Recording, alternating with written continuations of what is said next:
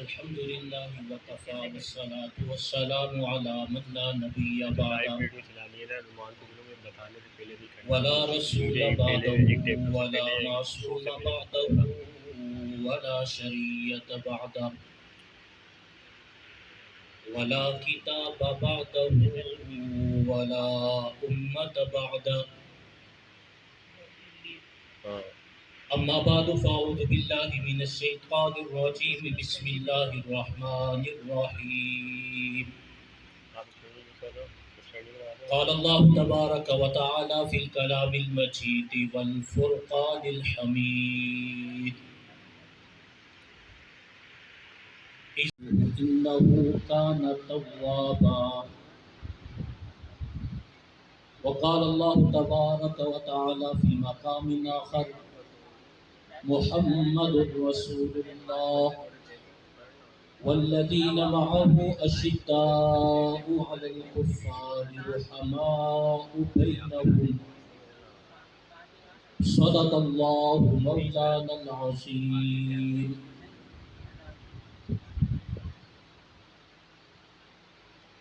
انتہائی عزت کے لائق معزز و مکرم سامعین و سامعات، حالانکہ مصروفیت کی بنا پر میں نے ابتداءً معذرت کی تھی، ہمارا اپنا ایک ادارہ ہے، اس میں ایک پروگرام ہے، لیکن جب اس تنظیم کا نام میں نے دیکھا اور سنا تو اس سے مجھے انتہائی خوشی ہوئی، اور میں نے ان کے سامنے حامی بت لی کہ میں ضرور آؤں گا مختصر سے وقت کے لیے، اور اپنے کچھ تاثرات آپ حضرات کے سامنے پیش کروں گا۔ میں مختصر وقت میں دو چیزیں آپ حضرات کے سامنے عرض کروں گا، امید ہے آپ توجہ سے سنیں گے، اول سے آخر تک بات آپ کو سمجھ میں آئے گی۔ نمبر ایک، جو آج کا موضوع ہے، اس موضوع کی مناسبت سے اور عنوان کی مناسبت سے میں چند باتیں آپ کے سامنے گوش گزار کروں گا، اور دوسرا جو آپ کی یہ تنظیم ہے اس کے حوالے سے چند باتیں آپ کے سامنے عرض کرنا چاہوں گا۔ سامعین محترم، آپ کا جو موضوع ہے وہ موضوع ہے پاکستان کا مقصد کیا، اور پاکستان کس مقصد کے تحت حاصل کیا گیا تھا۔ سب سے پہلے آپ کو اس پاکستان کے معرض وجود میں آنے سے پہلے کی تاریخ میں جانا پڑے گا، اور جا کر اس تاریخ کے دریچوں میں آپ کو تاب جھانک کرنا پڑے گا کہ آیا اتنی قربانیاں کیوں دی گئی، ہمارے بزرگوں نے اپنے خونوں کو کیوں بہایا، اس کی وجہ کیا تھی، یہ ملک کیوں حاصل کیا گیا، اس کا اصل مقصد کیا تھا۔ جب اس بر صغیر میں انگریز نے اپنی حاکمیت قائم کر لی اور وہ بر سر اقتدار آ گیا، اور اس نے آ کر یہاں پر اپنا قبضہ جما لیا، اور آہستہ آہستہ اس کا جو اصل ٹارگٹ اور ہدف تھا وہ مسلمانوں کو کمزور کرنا تھا، مسلمانوں کو ختم کرنا تھا، مسلمانوں کے دل و دماغ میں جو کلمہ طیبہ لا الہ الا اللہ ہے اس کو نکالنا تھا، اس کی ضرب کو ختم کرنا تھا، اس کی چنگاری کو ٹھنڈا کرنا تھا۔ تو انہوں نے آ کر مسلمانوں کو ٹارگٹ بنایا اور مسلمانوں پر ظلم اور بربریت کے پہاڑ ڈالنے شروع کر دیے، اور مسلمانوں کو اپنے نظریے سے، اپنے مشن سے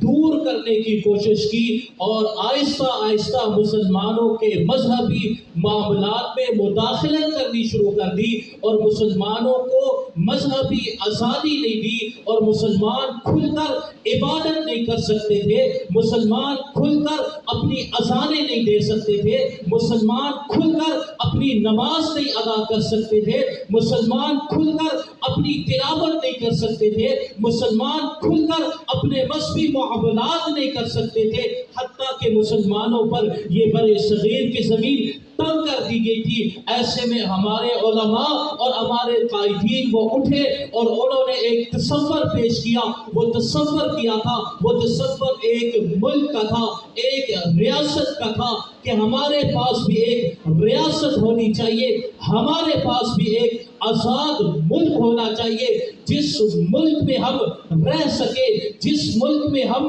زندگی گزار سکے۔ پھر سوال پیدا ہوتا ہے کہ اس ملک میں بھی ابھی ہم رہائش اختیار کی ہوئی ہے، یہاں پر بھی ہمارے گھر موجود ہے، یہاں پر بھی ہم رہ سکتے ہیں، پھر ایک علیحدہ ریاست اور ملک بنانے کی کیا ضرورت ہے؟ تو اس کا جواب یہ تھا کہ اس ریاست میں ہم موجود تو ہے، اس ملک میں ہم موجود تو ہے، یہاں ہم رہ تو سکتے ہیں، لیکن جیسے رہنے کا حق ہے ویسے ہم نہیں رہ سکتے، یہاں ہم رہ تو سکتے ہیں لیکن مسلمان بن کر نہیں رہ سکتے، یہاں ہم رہ تو سکتے ہیں لیکن عبادت کر کے نہیں رہ سکتے، یہاں ہم رہ تو سکتے ہیں لیکن اپنی معاملات زندگی مسلمانوں کے طرز پر نہیں گزار سکتے، اس لیے ہمیں ایک علیحدہ ریاست کی ضرورت ہے۔ اس ریاست کے مقصد کے حصول کے لیے جو نعرہ لگایا گیا تھا وہ نعرہ تھا لا الہ الا اللہ، کہ ہم یہ جو ریاست حاصل کر رہے ہیں، ہم یہ جو ملک حاصل کر رہے ہیں،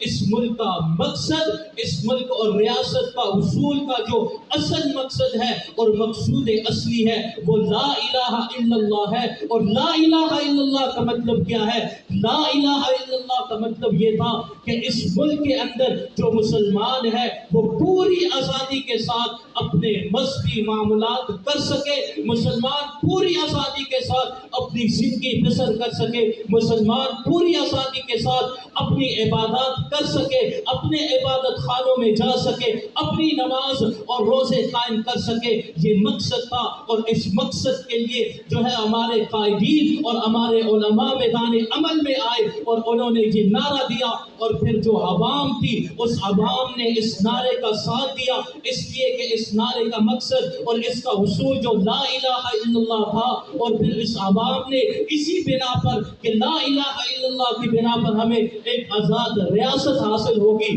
تمام عوام نے اس میں اس کا ساتھ دیا، اس میں ہر طبقے، ہر خاندان اور ہر قوم اور ہر قبیلے کے لوگ آئے، اس میں پھر پنجابی بھی آئے، سندھی بھی آئے، اس میں پھر بلوچ بھی آئے، پختون بھی آئے، سراکی بھی آئے، ہزارے وال بھی آئے، الغرض ہر قوم سے تعلق رکھنے والے لوگ اس میں آئے، اور ہر مذہب اور مسلک سے رکھنے والے تعلق رکھنے والے لوگ اس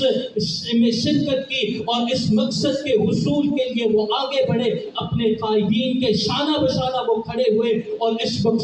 مقصود کے لیے انہوں نے قربانیاں دی۔ پھر ہمارے بزرگوں کے جو ہے وہ لاشیں تڑپائے گئے، ہمارے علماء کو درختوں پر، سولیوں پر چڑھایا گیا، پھر ہماری بچیوں اور ہماری عورتوں کی عزتوں کو بھی لوٹا گیا، ان کی عصمت دری کی گئی، اور ہماری گلیوں اور محلوں میں، ہمارے شہروں میں، ہمارے شہراؤں پر ہمارے بزرگوں کا، ہمارے نوجوانوں کا خون بہایا گیا، ان کے جسموں کو ان زخموں سے چور چور کیا گیا، لیکن ان کے حوصلے پست نہیں ہوئے، وہ ڈٹے رہے اور مقابلہ کرتے رہے، بالآخر انہوں نے ایک آزاد ریاست حاصل کر لی، اور وہ آزاد ریاست آج ہمارے پاس ملک پاکستان کے تشخص میں اور ملک پاکستان کے نام سے ہمارے سامنے ہے، اور یہ ملک پاکستان اس قربانیوں کے نتیجے میں معرض وجود میں آیا۔ اس ملک کو اسلامی نظریے کے لیے لا الہ الا اللہ کی بنیاد پر حاصل کیا گیا۔ اس سے پہلے ایک ریاست تھی، وہ ریاست مدینہ طیبہ کی تھی، جس کو اسلامی نظریے کی بنیاد پر حاصل کیا گیا تھا۔ توجہ سے سنیے، مدینہ طیبہ کے بعد آزاد ہونے والی ریاستوں میں ملک پاکستان وہ پہلی ریاست تھی جس کو لا الہ الا اللہ کی بنیاد پر اور اسلامی نظریے کی بنیاد پر حاصل کیا گیا تھا۔ اسی لیے ہمارے اکابرین نے جب اس ملک پاکستان کا نام بھی رکھا تو مدینہ طیبہ کے ترجمے پر رکھا۔ مدینہ طیبہ کا معنی ہے، جب حضور علیہ الصلوۃ والسلام مدینہ طیبہ میں ہجرت کر کے نہیں گئے تھے، آپ حضرات اہل علم ہے، سکول کالج والے ہیں، آپ کے علم میں ہے کہ مدینہ طیبہ کا نام مدینہ طیبہ نہیں تھا بلکہ یثرب تھا۔ لیکن حضور علیہ الصلوۃ والسلام نے جب وہاں پر خلافت قائم کی، ایک ریاست قائم کی، تو اس کا نام مدینہ طیبہ رکھا، اور مدینہ طیبہ کا مدینہ شہر کو کہا جاتا ہے، طیبہ پاکیزہ جگہ کو کہا جاتا ہے، مطلب پاکیزہ جگہ اور پاکیزہ شہر ہے۔ اور جب ہمارے اکابرین نے اس ملک پاکستان کا نام پاکستان رکھا تو وہی سوچ انہوں نے یہاں پر لے کر آئے۔ پاکستان بھی دو لفظوں کا مجموعہ ہے اور دو حرفوں کا مجموعہ ہے۔ وہ دو الفاظ کون سے ہیں؟ ایک لفظ پاک ہے اور ایک لفظ استان ہے۔ پاک کا مطلب پاکیزہ ہے، جیسے وہاں پر طیبہ کا معنی پاکیزہ ہے، یہاں پر پاک کا معنی پاکیزہ ہے، اور جیسے وہاں مدینہ کا معنی شہر ہے، یہاں پر آستان کا معنی جو ہے وہ شہر ہے، ملک ہے۔ تو گویا جیسے مدینہ طیبہ کا معنی پاکیزہ جگہ ہے، پاکیزہ شہر ہے، پاکستان کا مطلب بھی پاکیزہ شہر ہے، پاکیزہ جگہ ہے، پاکیزہ ملک ہے۔ تو مدینہ طیبہ جس حصول کے لیے، جس مقصد کے لیے، جس نظریے کے لیے، جس مشن کے لیے حاصل کیا گیا تھا، ملک پاکستان کو بھی اسی نظریے کے لیے، اسی مشن اور اسی مقاصد کے لیے حاصل کیا گیا۔ لیکن انگریز کو یہ بات ہضم نہ ہوئی، اس نے مختلف سازشیں کی، مختلف چالیں چلی کہ یہ ملک جو پاکستان حاصل ہو گیا اس کو کسی طرح توڑا جائے۔ اس نے یہ بات سمجھ لی تھی کہ مسلمانوں کا مقابلہ کر کے برسر میدان آ کر ہم ان کا مقابلہ نہیں کر سکتے، ہم ان کو شکست نہیں دے سکتے۔ اس لیے انہوں نے ایسی سازشیں چلی کہ مسلمانوں کا جو اصل مقصد ہے اور مسلمانوں کا جو نظریہ ہے اس سے مسلمان دور ہوتے چلے۔ اس لیے انہوں نے مختلف سازشیں کی، اور وہ سازشیں یہ تھی کہ کبھی انہوں نے مذہبی تفرقے پیدا کیے، مذہبی لوگوں کو آپس میں لڑانے کی کوششیں کی، کبھی انہوں نے لسانیت کی بنا پر ایک دوسرے کو لڑانے کی کوشش کی،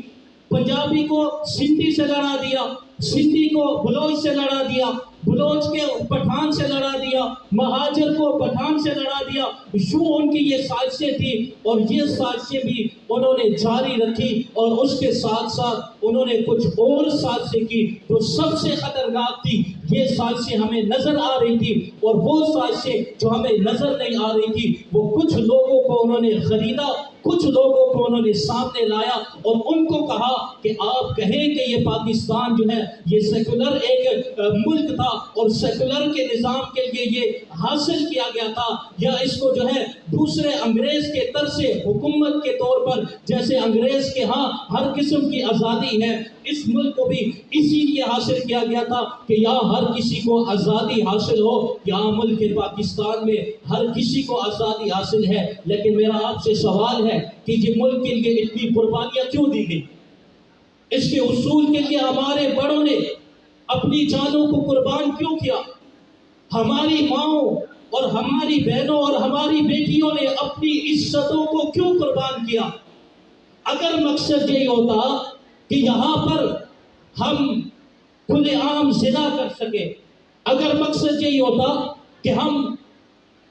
موسیقی کی محافل چلا سکے، اگر مقصد یہ ہوتا کہ ہم کھلے عام بے حیائی کو فروغ دے سکے، اگر مقصد میرا جسم اور میری مرضی والوں کا ہوتا تو آیا انگریز اس سے منع کر رہا تھا؟ انگریز کی تو یہی خواہش تھی، وہ تو وہاں پر بھی برے صغیر میں آپ کو اس کی کھل کر اجازت دیتا کہ آپ جو ہے جو چاہیں کر سکے، جیسے چاہیں اپنی زندگی گزار سکے، اس کو تکلیف اسلام سے تھی۔ آج ان لوگوں نے اس اسلام کے تشخص کو اس اسلام کے اصل نظریے کو مٹانے کے لیے اس طرح کی کوششیں کی. کوئی کہہ رہا ہے یہ ملک سیکولرز کے نظام پر لیا گیا تھا، حاصل کیا گیا تھا. کوئی یہ کہہ رہا ہے کہ یہ ملک جو ہے کسی اور جمہوریت کے نظام پر لیا گیا تھا. حالانکہ یہ ملک لا الہ الا اللہ کی بنیاد پر لیا گیا تھا. اور آج ہمارا یہ فرض بنتا ہے، قومی فرض بنتا ہے ہمارا، کہ ہم اس ملک پاکستان کی حفاظت کریں. جیسے اس ملک پاکستان کی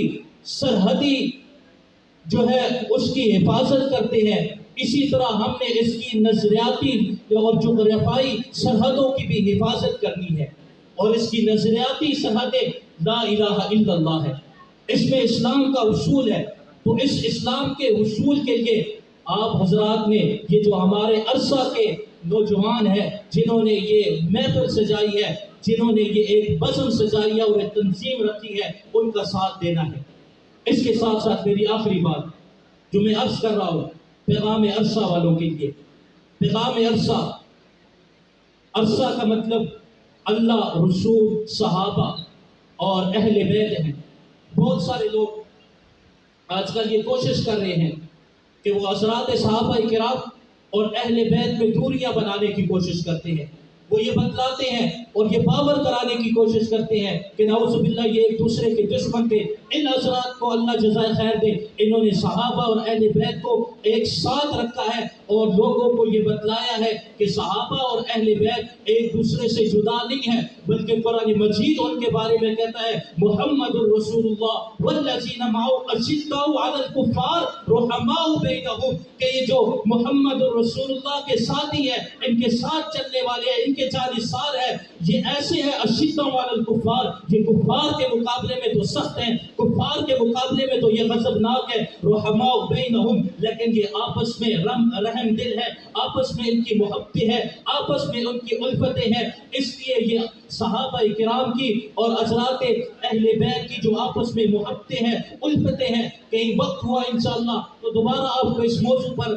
تفصیل کے ساتھ بتاؤں گا کہ صحابہ کی اور اہل بیت کی آپس میں کیا محبتیں تھی، کیا ان کا آپس میں تعلق تھا، کیسے ایک دوسرے کا خیال رکھتے تھے. لیکن آج کوئی اہل بیت کو نشانہ بنا رہا ہے، آج کوئی صحابہ کو نشانہ بنا رہا ہے اور نعوذ باللہ ان پر تنقید کر رہا ہے، ان کی گستاخیاں ساتھ میں کر رہا ہے. اور نعوذ باللہ وہ جو خلیفہ اول ہے، جو پہلا مسلمان ہے، جو پہلا خلیفہ ہے، پہلا کلمہ پڑھنے والا ہے، ہر وقت حضور کا ساتھ دینے والا ہے، سفر میں بھی حضور کے ساتھ ہے، حشر میں بھی حضور کے ساتھ ہے، ہجرت میں حضور کے ساتھ ہے، بدر احد ہر جگہ آپ حضور کی زندگی کو اٹھا کر دیکھیے. وہ حضرت ابو بکر صدیق ہر زندگی کے موڑ میں حضور علیہ الصلوۃ والسلام کے ساتھ کھڑے ہیں. اس ابو بکر صدیق نے حضور کے لیے اپنے 2 دفعہ گھر کا سارا مال لا کر کھڑا کر دیا اور حضور پر سارا مال جو ہے وہ خرچ کر دیا. اور وہ صدیق اکبر جس نے حضور کو جو ہے غار ثور پر اپنے کندھوں پر بٹھا کر لے گئے اور غار ثور کے اندر حضور نے جس کی گود میں سر رکھ کر